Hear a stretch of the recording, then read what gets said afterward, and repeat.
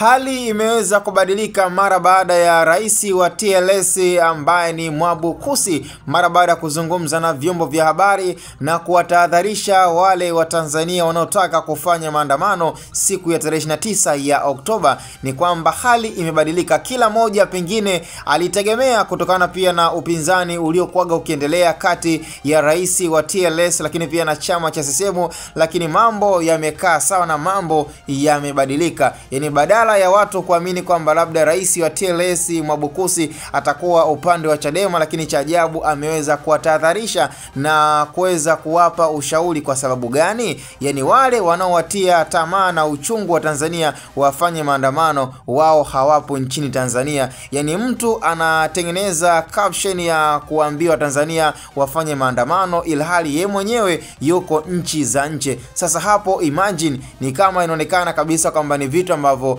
haviendi sawa. Watanzania waamke na washtuke baadhi ya vitu ambavyo vimekuwa vikifanywa na kuchochewa na baadhi ya wanaharakati wakubwa hapa nchini Tanzania. Na nafikiri kwa rais wa TLS aliweza kutoa kama onyo na kutoa kama dongo kwa Mange Kimambi, lakini pia na kwa baadhi ya watu mbalimbali ambao wao hawapo Tanzania lakini wamekuwa wakitoa maneno machafu, maneno ya uchochezi na maneno ya kutengeneza vurugu kwa hapa nchini Tanzania. Na hilo ndo limekuwa jambo na main point ya rais wa TLS ambaye ni Mwabukusi, wakili huyu msomi na wakili ambaye nafikiri kwa hapa nchini Tanzania tunajivunia na kama yeye rais wa TLS kuweza kuweka mambo sawa. Sasa mpaka hivi sasa makubaliano na hali ilivyo ni kwamba Rais Samia Suluhu Hassan na rais wa TLS hawako tayari kwa Tanzania kuweza kuingia kwenye maandamano ama vurugu ama uchochezi wa aina yoyote ambao unaweza ukaharibu amani ya taifa la Tanzania. Sasa ukiwa kama msikilizaji na mdau wa channel ya Hatboy Media,